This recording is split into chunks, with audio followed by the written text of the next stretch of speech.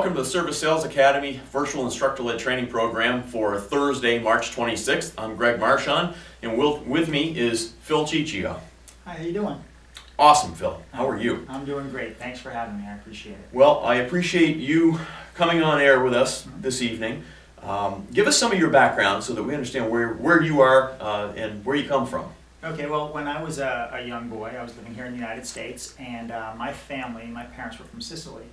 And they decided that their parents were getting older. They had lost, each of them lost their fathers, and my parents wanted to go back to Sicily. So they took me out of school here, and my sisters, and we went to Sicily to live. So I was struggling in school because I wasn't really a great student here, to be honest with you. C's and D's were at my best. So it put me into an environment where the language barrier and just cultural change and everything. So I did really poorly in school. And when I turned 15, I decided, okay, I just can't continue anymore. I can't use my head the way I need to use it. So I loved cars, so I decided that I better go use these hands and go fix cars. So I went into an apprenticeship at a local shop that Interesting. was in the town, and I started to develop really good skills because I loved cars and loved what I was doing. And then I had to start using my head, knowing that to be an auto mechanic takes a lot of intellectual thinking. Sure. And I did very, very well there, and eventually decided that when I turned 19, it was time to come back here and try to make a run at it as an auto mechanic, and came back here when I was 19, and I've been in the automotive industry for quite some time now. So working as a technician, or in an advisory role, or as a service director, those types of things for the last almost 30 years. Yeah. 30 years. Wow. Fantastic. Yeah. So tell us what you do now. So now I work on consulting and coaching and helping people get from where they are to where they want to be, whether that's in the automotive industry or any industry for that matter, because people are just stuck. They have this way of thinking that limits them to be able to do the things that they want to do, achieve the success they want to achieve, and it's really because of just the way that they've been thinking and the way that they've been conditioned over years and years and years from their environment and the people that brought them up. And so I help people really move and progress from where they are to where they want to go. Fantastic. And we talk a lot in our seminars and our classes about, it's one thing to know what you need to do, but there's this big frustration that I have, that I see every day, where we have a great class, we have some great ideas, we have some great contribution in class, and you leave class and you get back to the work environment, back to the shop, whether it's Friday morning or Monday morning, and it becomes the same old, Sure. right? You get caught up in the chaos of the day, and you tend to, forget very quickly. Right. What we talked about last week, and so from my perspective, I put a lot of it into these programs and just remind people constantly. But maybe you can help shed some light on how we can bridge that big gap between what we do in class and what goes on in the shop every day. Right. Well, this is a challenge in life in general, where people, they know what to do, they get the training, they have the resources, they have all the tools that they need, but rarely do they go out and do what they know. And it's as simple as diet and exercise, right? We know that we need to have a good diet and a good exercise program to maintain a good physical body. We know that we need to do this. We want to do this, but then we find ourselves eating a donut and not working out. And if I'm to ask somebody, why are you eating a donut? When you said you wanted to get more healthy, they say, I don't know. I said, well, you shouldn't, right? They say, I know. I said, well, why are you doing it? I don't know. So what I call this is the knowing-doing gap. It's where people know what to do, but they don't necessarily do what they know, even though they want to so badly. And we need to understand what causes that so we can close that gap between knowing and doing to achieve more progress. Interesting. And what do you coach to close that gap? How do you close that gap? Okay, so the first thing that we do is we get people to start to look at what it is that they want, really see it and visualize it, and not get caught up in what they have. See, most people are results focused as to what they have, not what they want. So the mind works in a really amazing way. You can picture something in your mind, and you can get really excited about it and emotional about it, and that's what moves the body into action. So you do some training, somebody says, hey, that's a great concept, selling batteries or wherever it is, I can do this, right? And they get excited about it, but they may not believe that they can do it because they lack some confidence. Sure. If they don't believe they can do it, or if they have fear, what ends up happening is their body doesn't move into action to go and actually perpetuate what they want to do. So Interesting. they get stuck. So in order to close that gap, there's a couple of things that need to happen. One is you need to be able to see it as if you've already done it, and you need to have an image of yourself as the person who's already accomplished it. So Okay, so let me stop you right there. So see it as if you've already done it. Mhm. And what was the second one? And then actually feel like you're the person that's worthy of it. Because you see, your self-image is the key here. Your self-image is your guidance, right? If you don't believe you can achieve a certain level of success or do a certain thing, if you don't see it inside as you being that person, Sure. then you won't achieve it.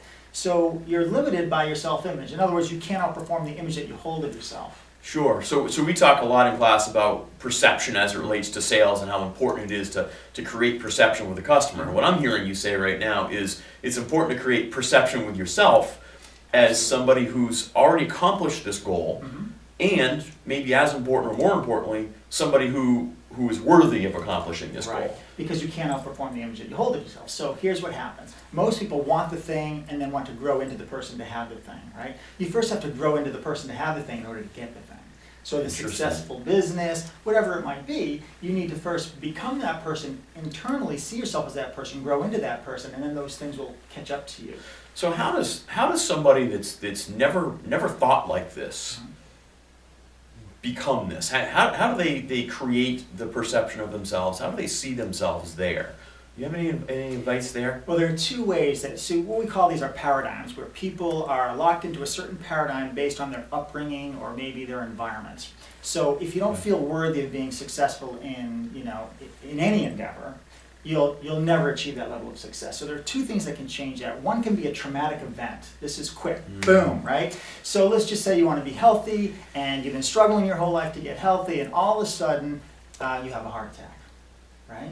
And your doctor says, one more cigarette, one more drink, one more, you're dead, right? That traumatic event changes your life forever, Sure. right? It's happened to people that I know, right? Sure. My uncle Oh, yeah. smoked his whole life, he couldn't quit, has a heart attack, hasn't smoked a cigarette since, right?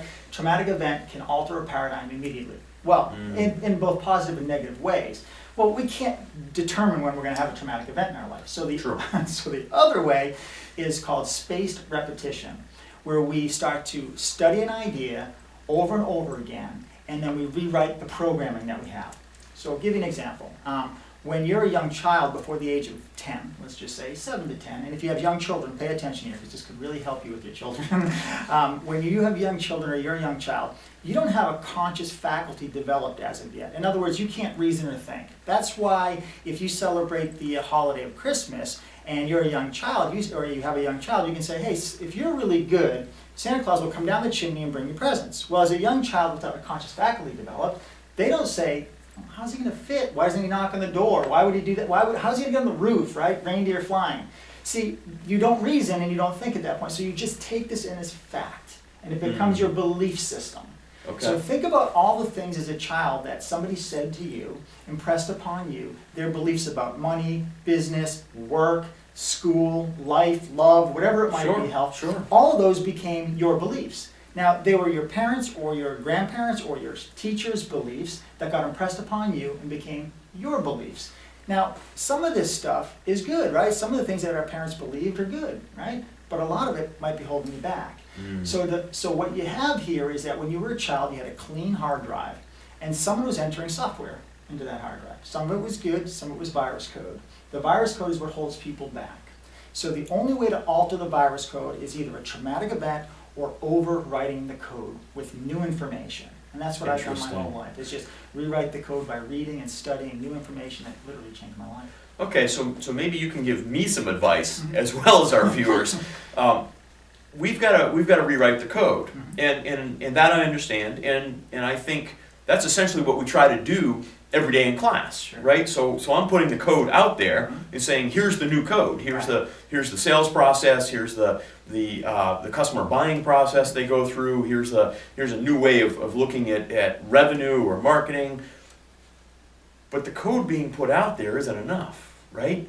Now the folks viewing this have to take the code Right. and implement the code. Sure. And is this where the spaced repetition comes in? Absolutely. So I would take the information that you've trained them with, and I would listen to that over and over again. So if there's a recorded session, I would listen to it over and over again. I would get the audio. I'd be driving and I'd be listening to this, because what you need to do is overwrite the code.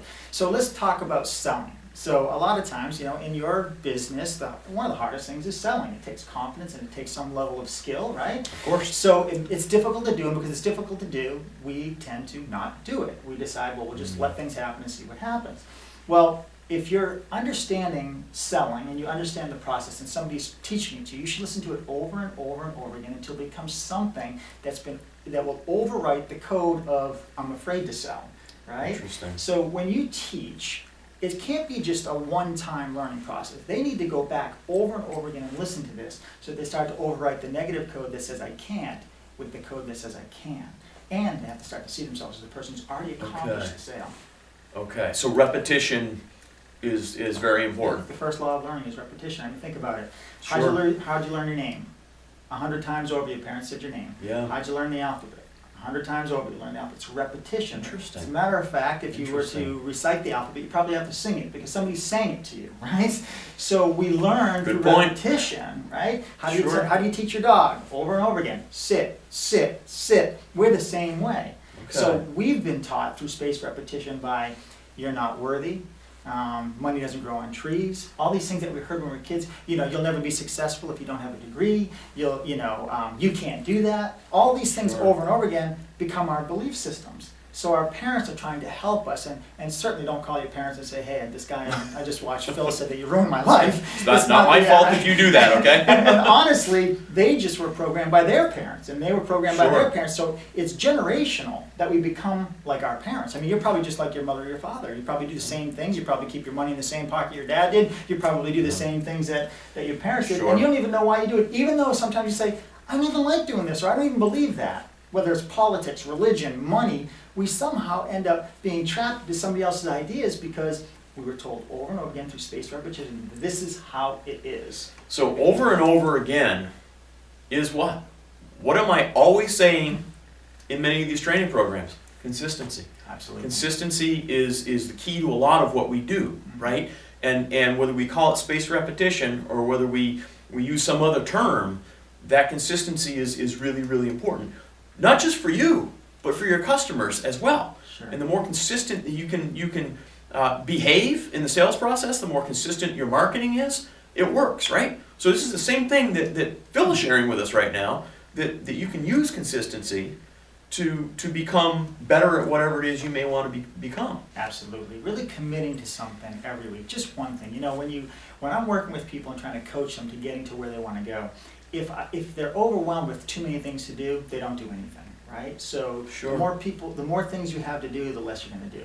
So commit to one thing every week. Just say, okay, this week, this is what I'm going to do. Make that your action step to achieve your goal. And if you commit to one thing each week and you achieve one goal each week, at the end of the year, you've achieved 52 goals, right? I mean, how amazing would that be? And where would your business be if you could do that? That's pretty cool. Mhm. And that reinforces a message that I often try to promote in both classes in the virtual training program, and that is, it's more important to take something from all of this and do something with it than it is to sit there and take pages of notes. Right. Because I see participants take pages of notes, and they get up and they come up to us at the end of the class and they go, this was awesome, thank you so much. And I see them 2 weeks later, or I see them 2 months later, and they've still got pages of notes. Right. They haven't done anything with They it. should just So, circle one thing. how do you choose that one thing? So I think you prioritize it. You look at, the way I look at, when I have a list of things to do, a to-do list, what I try to do is I prioritize based on my best return of my investment in time. Okay. So how much time am I going to invest in this and what's going to be the best return on it? And I prioritize it that way. I take the one that I feel, if I invest time in this, I'm going to get the best return, and then I put that at the top. Now here's the thing, most people have 2, 3, 4, 10 things to do, maybe Yeah. 20 things to do. Maybe, Yeah. especially if you're a business owner, you probably have a to-do list that's, a mile long, right? Sure. You need to take your to-do list and create a today list. In other words, take all of that stuff, pull 2 or 3 things off of it and create a today list and get rid of that to-do list. It's too overwhelming and if people don't do anything. So then you Interesting. prioritize your 2 or 3 things, maybe up to 6 max, right? Our mind Okay. can only focus on 6 things. That's why phone numbers are, 7 digits. That you can't go beyond that without getting confused. And confused people do nothing. Okay. That's So true, take just 3 look or at me. 4 Take 3 or 4 things, prioritize them based on what's going to give you the best return of investment on your time, and then focus on that number 1 thing. Do not even look at number 2. Don't look at number 3 or 4 or 5. Just number 1 and get that done. There's nothing like the psychology of checking something off as being done. Yeah. What most people do is they try to do a little of everything. At the end of the day, they've got nothing done. A little of everything done, but nothing done. And you don't feel good, you haven't progressed. And most people really want progress. Progress is the key. And if you don't Sure. feel like you're progressing, then it puts you in a state of negative vibration or depression. Not clinically depressed, Right. but if you're not progressing, you're regressing. Sure, Right? sure. So we need to be growing or disintegrating. And the key is to grow. So if you are doing things and you're checking them off and you're getting them done, you're growing. And of course, when you're talking about selling, that takes some courage to approach a client and Yeah. ask them to buy something. But when you do that, you've grown into another person that you weren't a few minutes ago. And that continual growth will start to bring the continual growth in income and things around you in your life. Interesting. So here's something that I observe. As this relates to managers and shop owners, I get it, and I think it's great advice. What would you suggest for the challenge of a service advisor who maybe attends this program or attends a training program, any training program, maybe likes the material but gets back to the shop and feels like, you know what, that's nice, Greg, but I don't have any control here, and so maybe I can't implement the sales process. Maybe I don't see how customer labor sales relate to what I do. I get paid to be here for 8 hours a day. How do you goal set in an environment where you don't feel control? Well, control is really a personal choice, right? So if somebody says, I don't feel like I have control over the sales process, then they've given up their power to actually affect the sales process, right? Anytime you blame your boss or somebody outside of you for your current results, you've given up your power to change. Because then for things to change, what would have to change? Those things outside of you, your boss, the economy, the government, whatever it is, right? All these things have to change for your life to change. The reality is, do not blame others for your circumstances. Take control and say, you know what? How can I adapt this sales process here to show everybody else that overworked? Right? I mean, you have to take control sometimes. If you're an advisor, you're a salesperson. Let's face it, right? Yes. And the way you sell, every advisor can sell differently, right? It doesn't really matter. But think about this: you go into a shop and let's just say you have 3 advisors. One produces at a very high level, and maybe the other 2 don't, right? Okay. They have the same product that they're selling, the service. They have the same environment, the same training. They have the same manager, the same ownership, the same sign on the door, the same little business card. Everything's the same. Why does one produce at a high level and one does not? Why is that? Interesting. It's got nothing to do with the outside world. All it has to do with the inside world. So you have to start living from the inside out rather than the outside in.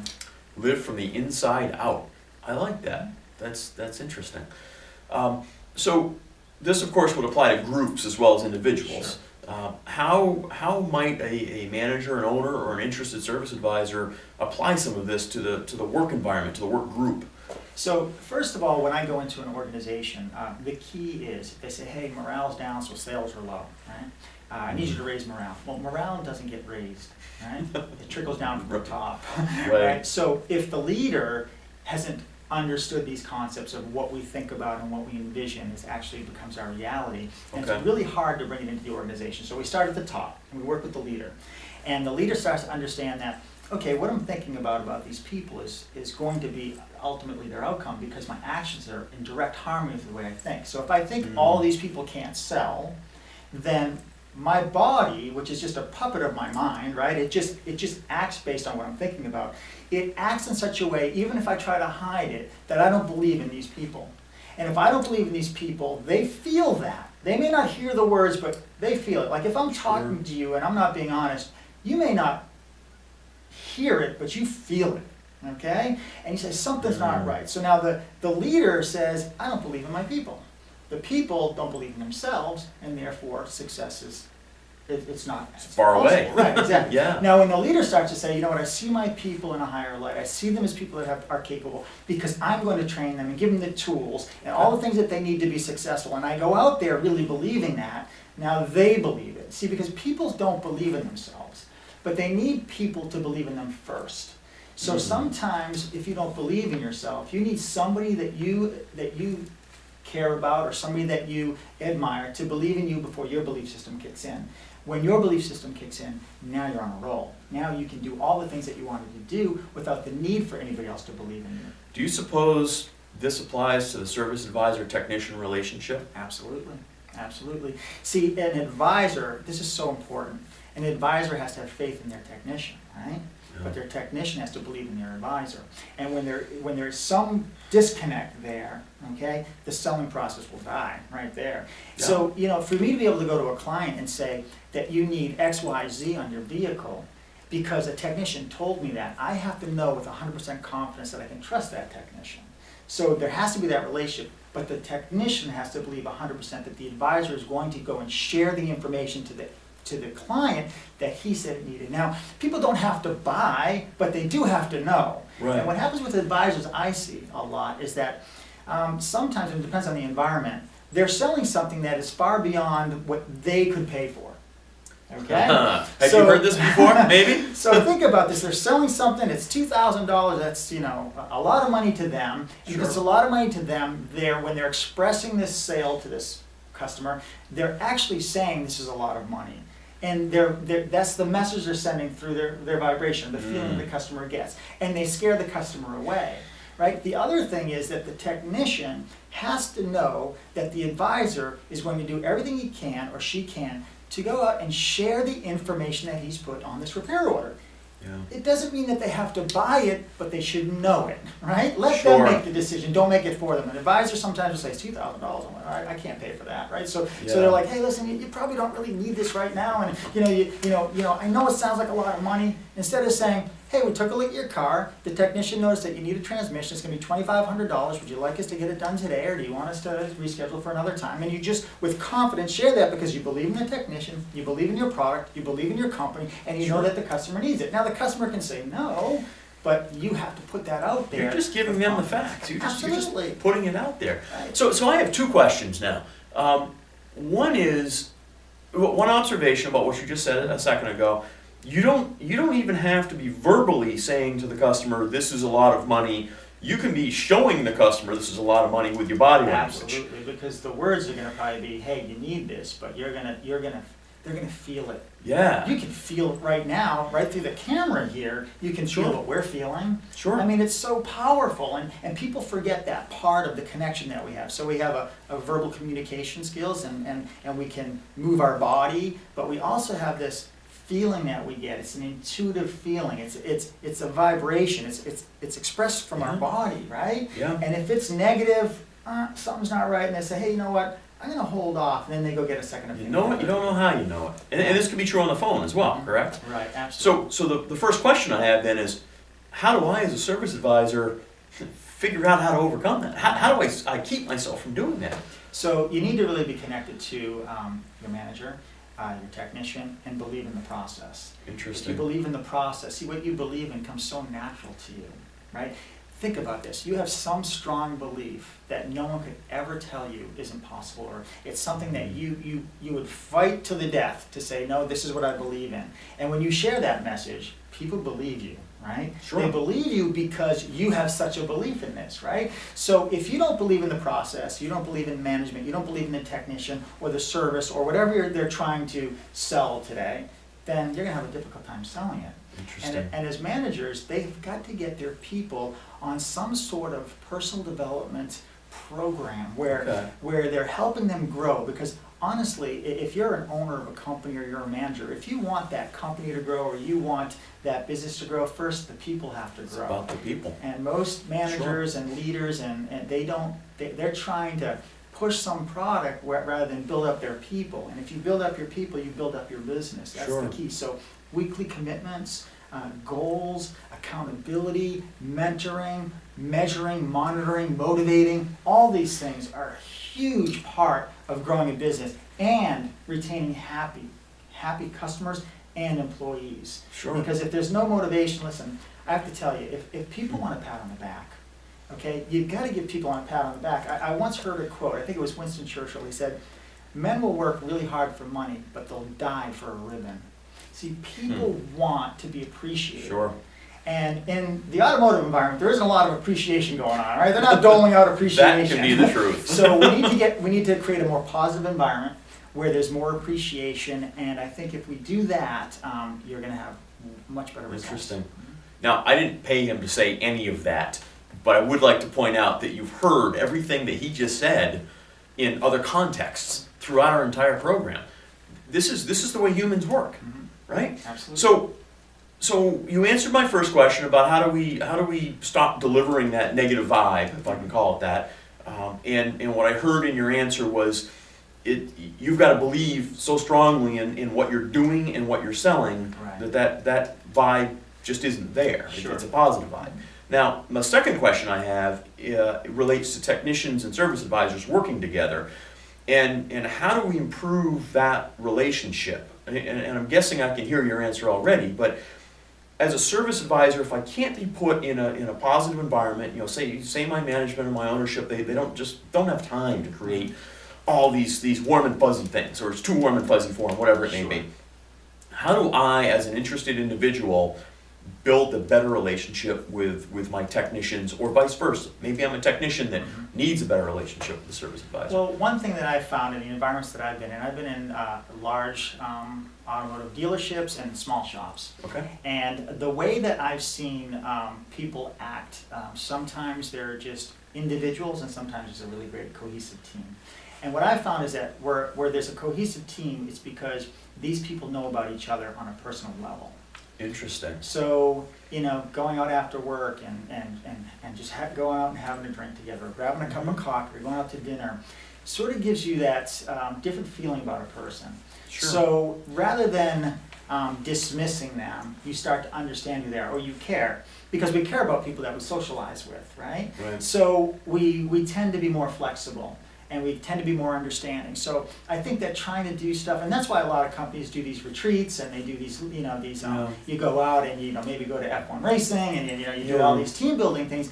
It's really to get you into a social environment with the other people, so that you can start to, you know what, this person really is just a regular person. They have children, they have a family, whatever it is. And you relate to them differently than if it's just a technician advisor, because we've labeled ourselves, right? Oh, that's a technician and I'm an advisor. No, we're really people trying to accomplish a common goal. And the key is to understand what that goal is, and that's where leadership comes in. There needs to be a leader that has a vision that can share what the goal is, because most people go to work every day and they forgot why they're even there. Well, here's the challenge I see with technicians and service advisors. Two very different skill sets, right? Totally. And for a technician to become a service advisor or a service manager or owner, that's unfortunately unusual. There's those that have done that, but it's a skill set that has to be developed, because the thinking is very different. And so you may have a service advisor that's never been a technician, and thinks very, very differently. So you've got two different people thinking two different ways, and can't always relate to one another. Do these team building events work? Do these leadership events work? If they really do, as long as everybody wants to be there. Interesting. Now the thing is, people have to want to be there. So I'll do a leadership event where they'll have rope courses and all that stuff, and I'll come there and I'll speak and I'll train. And if you can tell that the leader is engaged, then most of the people will be too. They want to be there. But I've also been into organizations where the leader didn't even want to be there, and therefore he's attracting people that don't want to be there either. Right? Interesting. Because we attract attracts like. So if I'm a positive leader and or a positive manager or a positive owner of a company, I'm only going to attract positive people into my company. Right? You heard this recently, didn't you? Exactly. Yep. Right? So I'm going to attract positive people. Now, there might be some negative people, but somehow, some way, they seem to disappear on you. Sure. Right? So I've walked into companies where there was a negative, toxic environment, and I started to build a culture of positivity. Right? We're going to work together. And after about 3, 4, 5, 6 months, you start to see different faces. Right? Because some of those people were already there and they just wanted that and they were dying for it, but they were in a negative place, so they were negative. Right? So they say, okay, we've got somebody who wants this to be a positive environment where we can all be successful. The ones that are like, I'm not going to buy into that, they leave. Fortunately, right? Yeah, They right. leave, and then you have this really cohesive, positive environment where people want to work together and care about each other. The key is the technician has to care about the advisor on a personal level, and the advisor has to Interesting. care about the technician on a personal level. And they have to understand that, they haven't walked in each other's shoes, so they don't know what it's like. Yeah. And for me, I've been in both shoes, where I've transitioned from automotive technician into management and leadership. Yeah. And that took a lot of personal growth, Greg, a lot of personal growth. It does. I know exactly what you're talking about. It just, the thought comes to my mind that this sounds good, Phil, but I can just envision hundreds of environments where some of you have probably sat back already and gone, yeah, okay, I'm, you know what, my technicians do some work for me, but I don't really want to care about them. Can you force that relationship? Can you artificially create that relationship in just the work environment and have it be effective? Yeah, so I would say not artificially, authentically. Okay. Okay, so here's what you need to do. And it's hard if you have a long-term relationship with somebody that's been negative, right? Yeah. But people really don't care what you know until they know how much you care, right?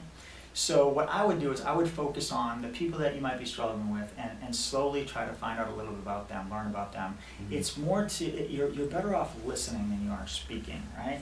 So get to know them. I mean, how many of you know maybe the people that you work with, wives' names or children's names or anything about them on a personal level? When you start to do that, so if I go into an environment where it's toxic, I start to get to know everybody's name, spouse's name, their children's name, what they do, what their hobbies are. I mean, I've actually worked in an environment where there was a young man who was kind of quiet, and I wanted to break through to him. So I, found out a little bit about him. I found out that he liked rock climbing. Okay? So I started to look into a little bit of rock climbing, so I could talk to him. I'd find a video online. I'd say, hey, I saw this really cool video. You mentioned rock climbing. And I actually went and did an indoor rock climbing thing. Now, listen, I'm 48 years old. I shouldn't be climbing walls. But just doing that and having a picture or a video of it made the connection with him and I so strong that it's Interesting. unbreakable now because I cared to learn more about him. So Interesting. that isn't artificial because I authentically wanted to know about him and learn about him. Otherwise, I wouldn't have gone through that effort. So if you're struggling with maybe getting along with some technicians, find out a little bit about them. Let them know that you really care. And I know if it's been toxic and it's going to be hard to break through, but you have a choice. You can blame that person for the situation you're in, or you can start to take control over it. And if you're going to be working, you might as well be working in a happy environment where you care about people. I agree completely with that. And that for me is true of customers as well. Sure. I want to kind of pull all of this together because we started talking about that knowing doing gap, knowing what I need to do, but not actually doing it yet. And we're talking about some tools Sure. to close that gap. But let's back out a little bit. What I'm hearing in all of this is in order for any change to take place in a shop environment or any environment for that matter, you personally may have to make some changes. Not may, you will have to make some changes. Mm. It's so important that you decide that you're going to make a change. You decide, say, this is it. I'm deciding to make this change. I'm going to commit to this. I'm going to commit to personal growth. And I'm going to start working on me. Because if I work on me and I grow, everything around me grows. My relationship with my wife, my relationship with my children, my relationship with my friends, just people in general at work, my relationship with my boss or my subordinates. If you grow, everything around you grows. And if you want to close that gap between what you know and what you do, you need to start to study one thing, and that's you. You got to study, you have to understand about you. And we all work the same. We might look different, but we all have a mind, and that mind is split up into two parts. We've got a conscious mind and we have a subconscious mind, right? The conscious mind is where we think and we create images of what we want. But unless you take that image and that thought and you bring it into your subconscious mind, which is where your feelings are, your feeling mind, this body that we live in does not take action. So for instance, you probably thought about, having millions of dollars, let's just say. You're driving down the street, you see a billboard, it's the Powerball, it's for $70 million, boom, you're there, right?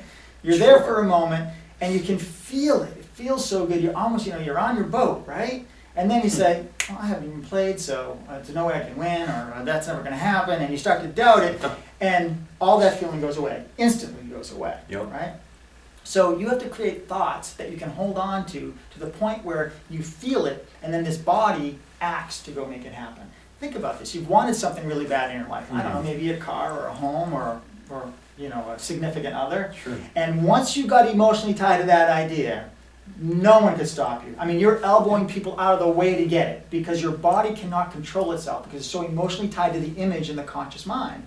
So if you want to be successful at work, the image in your conscious mind has to be so vivid as to what you want to do and accomplish that it makes you feel so good that it takes this body and moves it into action.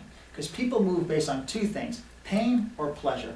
It's the only thing that moves Pleasure. us, right? Okay. So True. I focus on pleasure to move people. Sure. Some managers focus on pain. If you don't do this, you get fired. If you don't do this, you're not. Right? Been there, done that, huh? So my focus is trying to create something pleasurable, a vision of where they want to go, Okay. and then create a goals platform, create action plans, create some mentorship, some motivation, something to monitor and measure because things that get measured get done, and you put this all together in a personal growth plan for Interesting. your people to move from where they are to where they want to be, and you start to see that gap closing and closing and closing, and all of a sudden people are doing what they're supposed to do and they know they're going to do. That's the key. So any advice, the conscious versus subconscious mind, the conscious is where you think this stuff up, and the subconscious is where you feel it when ultimately Sure. it motivates you to do something. How do you connect those two? Any advice there? I mean, Yeah. can So you connect them? You can, okay? Spaced repetition of a vision. Okay. Okay? If you say something to yourself that you want over and over and over again, at first it seems like you're lying to yourself. But Sure. eventually, if you say it long enough, it becomes the truth to you. Hmm. It becomes your truth. And because it becomes your truth, now the body starts to move into action. So I remember as an auto mechanic, I always wanted to go out and own my own business. I wanted to own my own business, and I wanted to do something bigger, and I wanted to, help people. And I thought about it over and over again, and at first I never believed it. And then some people started to believe in me before I believed in me, like my wife. Sure. And some friends of mine saying, you can do that, why don't you do it? And eventually, I said it over and over to myself so many times. I lied to myself so much that it became my truth. And I broke free. So it was spaced repetition to overwrite the code of Interesting. what was told to me. Work real hard, just keep working, right? My father was one of the hardest workers in the world, and he conditioned me to be one of the hardest workers in the world, right? And I always just thought if I worked harder, I'll become successful, right? Sure, that's common. That's Right. really common. But the reality is, to become successful, you have to understand you. You have to really take a good look inside and start to develop you. And when I started to learn that and develop myself, things began to change in my life. So, I guess the the teacher, the trainer in me is thinking right now, could I offer advice to the viewers right now in terms of going to training, attending training, find something you personally connect to in that training. Does that help? Yeah, you need to personally connect. But here's the thing. One of the things that I work with when I'm talking to groups of people, if a company has me come in, let's just say, Okay. The first thing I ask them is, do you know why you do what you do? Mm. Most people forgot. Maybe in the beginning they were excited about it, right? You wanted to be a service advisor or a technician. Or maybe it was just a job. Maybe it was. Or just became a job, Mhm. a routine, okay? Sure. So understanding why do I do what I do and what are the benefits of it? Now, so think about this. Ask yourself, what is the benefit of what I do? I mean, really, what does it really accomplish, right? So if you're a service advisor, you can say, somebody says, hey, what do you do? You can simply answer, I'm a service advisor, right? Or I'm a technician. Or you can say something like, well, you know how when you're having a problem with your car, and most people love their cars, right? You have a problem with your car, and you need some help with it. You need some advice on, what direction to go, or how much it's going to cost, and all that. And you need somebody that you can trust to help and guide you so that we can get your car back on the road so your baby's running like it used to run.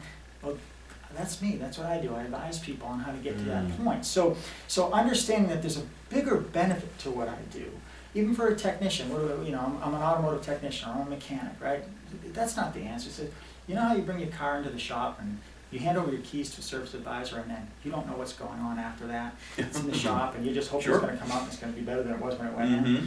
Well, I'm the person who gets in there and makes sure that when it leaves here, you're leaving, your car's leaving here safe, and all the things that you need to get done were done. And I take pride in that. And to me, personal pride and repairing your vehicle is so important. And that's what I do. I make sure that when you leave here, you don't have to worry about a thing, and you can go home and drive, and all you care about is the shiny, clean, and it smells good. The rest of it under the hood, I took care of. That's so much different than I'm just a mechanic, right? Sure. And when you Sure. can start to buy into the benefits of what you do, you start to fall in love with it again. And when you start to fall in love with it again, it gets expressed in your body, and everybody around you feels it. You feel Sure. good, they feel good, and honestly, that's how you develop great relationships with the people that you work with, by taking pride in workmanship, both as an advisor and as a technician. Every time I'm in a shop, I always say, listen, do you take pride in what you do? Would you sign a business card and put it on the mirror and say, I worked on your car? Because if you'll do that, then you take pride. If you're not willing to do that, then you're cutting corners, you're not doing the right thing, and you know it, and maybe you should find something else to do. So Interesting. It's about personal pride. Interesting. Hey, I can feel your passion for this Sure. right now, and I'm guessing you guys can see his passion.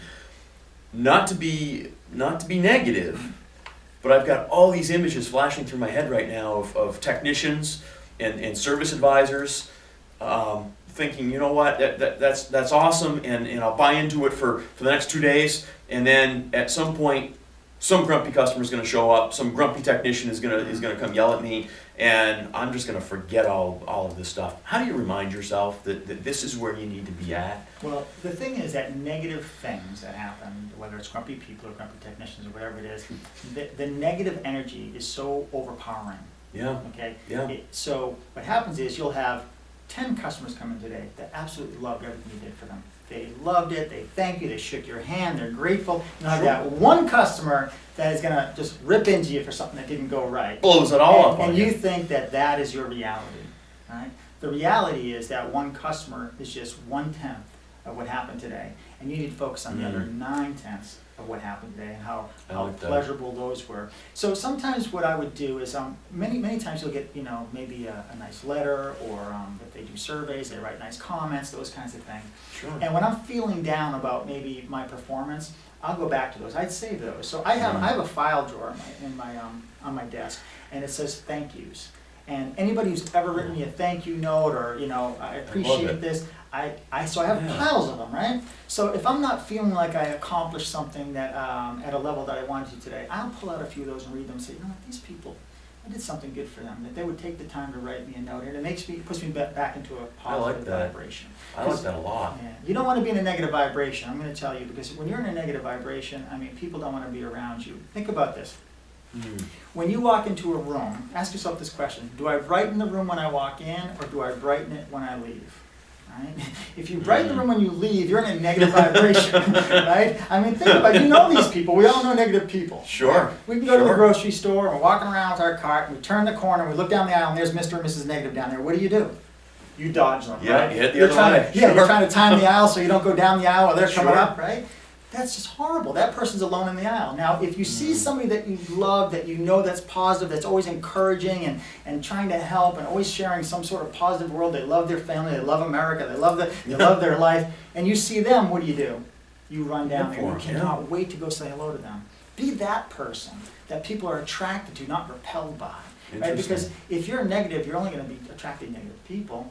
And honestly, you can be around negative people, and sometimes they have our same last name, so we're stuck with them, and I get that.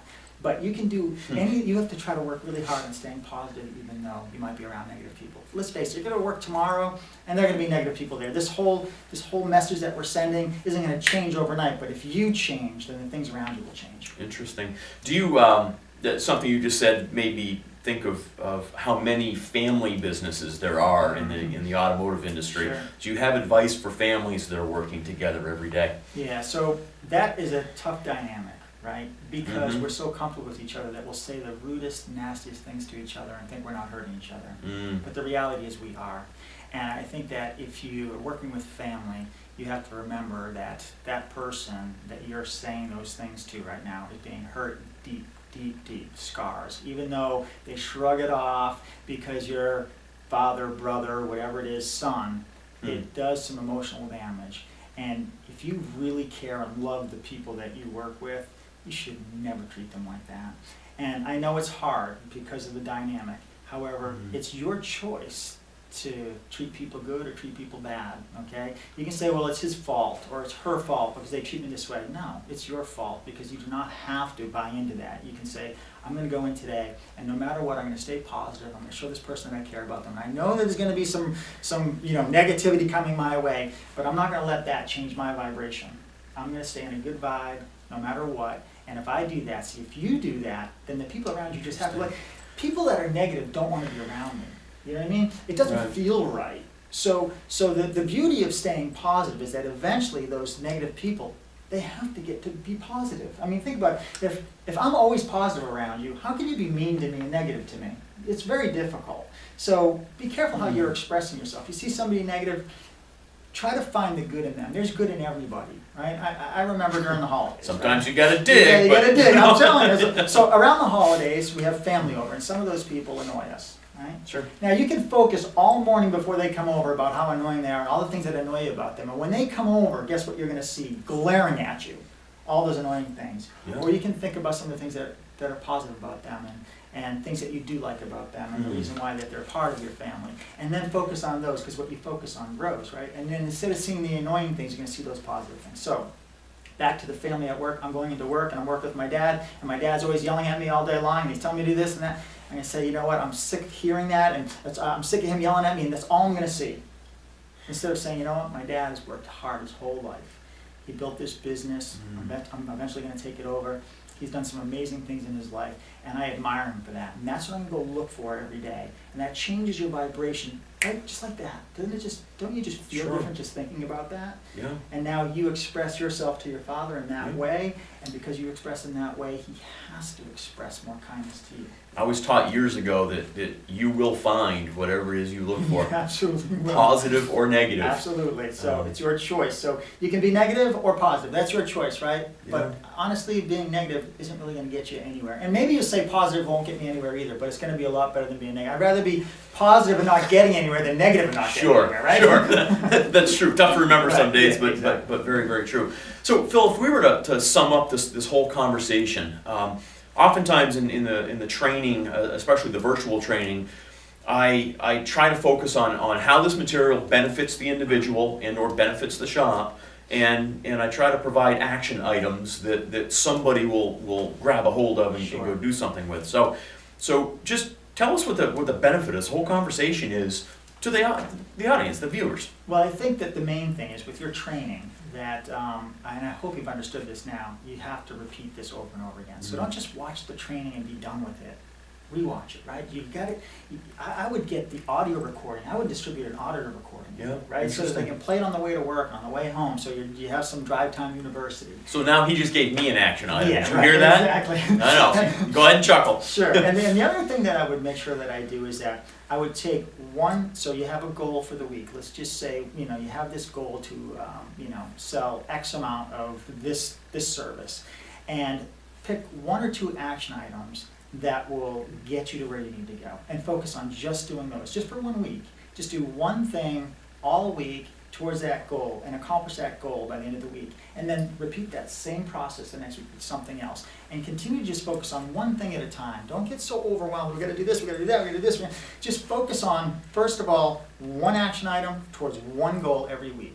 Commit to it. Okay. When you write it down and you say you're going to do it, Okay. you've committed. Most people, the biggest challenge that most people have is committing. Yeah. So commit Yeah. to something. Just committing to something is going to make you feel better than not committing to it. So writing it down will help. It the commits and say, commitment. I'm going to Okay. do this.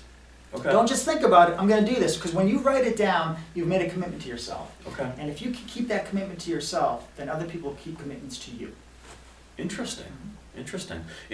What if 1 week isn't enough time for me to figure this out? So say I wanna get better at asking for the sale, and so I write on a Post-it note. I know you've heard this. Mhm. You write on a Post-it note, ask, and you stick it on your Yeah. computer terminal. And maybe on Friday I reflect on how that went for the week, and I wasn't so awesome about it. Should I move on the next week to my next item, or should I stick with the first one? I would say you stick with it based on Okay. one thing you just said. Okay. You said that you reflect. Here's what most successful people do. They self-assess, they reflect. Mm. If you don't self-reflect or assess yourself, how do you know if you're making progress? So here's what I do. Every week, I take a look at the things that I want to accomplish, and I want to be happy, I want to be a good father, I want to be a good business person, a good friend, I want to feel good about myself, I want to be healthy. So we have a list of things that we assess ourselves with. And if every week you just take a little bit of time, 5 minutes, to just give yourself a 1 to 5 stars where I am, and then you look at this this platform of, okay, here's my assessment, and I scored low in some of these areas. Then focus on those areas, Okay. so that next week when you reassess yourself, and you look at it, and you see that you made improvement and you have progress, which is Sure. what people want, now you feel better about yourself. Okay. But without self-reflection and assessment, people don't progress. I mean, how do you know how you're doing if you're not measuring yourself against something? So, Yeah. so assessment, commitment, monitoring that, measuring that, and then obviously as you have your successes, then when you achieve something like that, then you need to go celebrate that in some way, some form. Interesting. Fantastic. So if we could sum this all up in one word, what would it be? One word: self-image. Self-image. Self-image. Okay. How do you see yourself? If you see Awesome. yourself as a person who's successful, you'll be successful. So folks, one of Phil's messages today was repetition, right? And of course you know what I'm going to say now. You can see these programs again and again and again as many times as you want as a subscriber to the Service Sales Academy by logging on to servicesalesacademy.com, and these programs are under the VILT tab. So I would encourage you to not only do that with tonight's program, but do that with every program. Okay, so Phil, I'd like to say thank you very much. Thank you. I Appreciate the having me. information. You bet. And folks, till next time, keep up the good work and never stop learning. Thank you. Hi folks, Greg Marchand back with you for a minute. Before we leave tonight, I want to give Phil Ciccio a quick shout out and thank him for his participation in the Service Sales Academy's virtual instructor-led training program. For those of you that want to know more about what Phil does and see some free videos on his website, you can visit philciccio.com for any information you're looking for. And again, thank you very much to Phil. We really appreciate it. Join us for the next virtual instructor-led training program on April 9th of this year, offered again at 6 p.m. both Eastern Daylight Time and Pacific Daylight Time. And we're going to be discussing the management of the service counter. So I hope everybody will have an opportunity to join us on April 9th. And once again, until we meet again, keep up the great work and never stop learning. Thanks, folks.